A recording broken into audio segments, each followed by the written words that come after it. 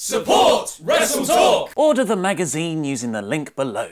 A new WWE faction debuts, Paige returns after a year out with injury, and a big dog title change in the main event. I'm Ollie Davis and this is the 20th of November 2017 edition of Monday Night Raw in about 4 minutes. Just like genital warts, every time it feels like the Authority are defeated, they come back 6 months later, which a friend told me about, whose name is Luke Owen. Stephanie McMahon opened Raw welcoming her brand-conquering husband Triple H to the ring. But before he got a chance to start the 20-minute-long in-ring promo he presumably had planned, Kurt Angle's music interrupted them, which led to a lovely nostalgic stare-down. Rather annoyingly though, Jason Jordan ruined the moment, pushing Kurt and Hunter's feud to one side, and by the time Braun Strowman awesomely intimidated Triple H out the ring, Angle was an afterthought. Stephanie made Braun vs. Jordan later that night, deflecting the heat off her husband. I appreciate how they're slowly turning Jordan's character heel, and Braun looked great yet again, but this show should have been building to an Angle and Triple H confrontation later in the night, but all we got was a brief stare down. While not as good as their count-out draw several weeks ago, Samoa Joe beat Finn Balor in a decent match. Sadly, the bout suffered from having nothing at stake, and Balor, the first ever Universal Champion, now appears forever destined for the mid-card. In the segment of the night though, Luke Gallows and Carl Anderson sold Black Friday WWE merchandise using their Stone Cold Steve Austin impressions. Asuka looked very good in a victory over Dana Brooke. Despite Miz only inviting Roman Reigns to his Miz TV segment, he got the full goofy Shield act, with Reigns, Dean Ambrose and Seth Rollins taking it in turns to make lame jokes and smile like they're not taking anything seriously. The problem is, they should take this all very seriously. They're serious badasses, not DX. The segment's closing angle was good though, with Roman feeling left out by Rollins and Ambrose promising they'll be tag champions again soon, setting up an Intercontinental title match with The Miz for tonight's main event. Following Survivor Series, now is the time to start new feuds. Put wrestlers in different creative directions, or you can keep doing the match you've been doing for the last 4 months. Nevertheless, Dean Ambrose beat Sheamus in a really good TV match, with Rollins and Cesaro fighting on the outside. Speaking of WWE going back to the same pre-Survivor Series feuds, here's Mickie James still trying to make biscuit butt happen, which is still not an insult going by Urban Dictionary. Thankfully, WWE had a very new direction for the women's division. Bayley, Sasha Banks, James and Alicia Fox had a match like every episode of Raw from 2017, but then a returning Paige's music hit. After over a year out with neck injury, she got a huge reaction from the crowd, and the surprises weren't done there. In her great comeback promo, she said she wasn't alone. NXT wrestlers Mandy Rose and Sonya Deville rushed the ring and beat everyone up, and Alexa Bliss backstage afterwards. Move aside, Team PCB. We've got a new Paige faction with Team PMS.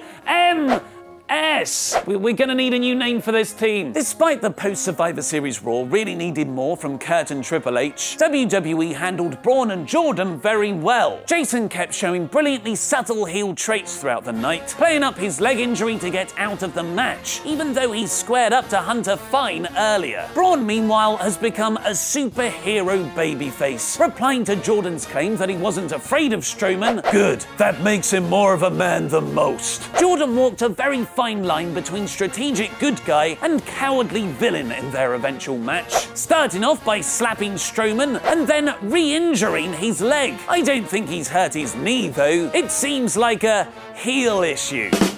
Thank you very much. The match ended when Kane viciously attacked Strowman, wedging his throat in a chair, which Braun sold like he was choking to death. Kane versus Braun ain't over. After Enzo Amore's compulsory promo, his random heel NWO faction lost an 8-man tag to a random babyface assortment. Who wants to walk with Elias? Not Matt Hardy. He wants to beat him up. This month's hottest kickoff show feud appears set to continue, with Hardy running Elias out the ring. The Miz and Roman Reigns had a really good main event to end the night. With some great near falls and countouts from both men, the booking really enhanced the final few minutes too, with Roman kicking out despite interference from the bar for the Shield to then chase Sheamus and Cesaro off. Reigns eventually won the Intercontinental Championship with a spear, making him a Grand Slam champion in WWE, and mostly thanks to the Shield reunion, his title win received a babyface pop from the crowd. So that was this week's Raw in about 4 minutes. Here's the usual ratings recap from top to bottom in awe, core, average, poor,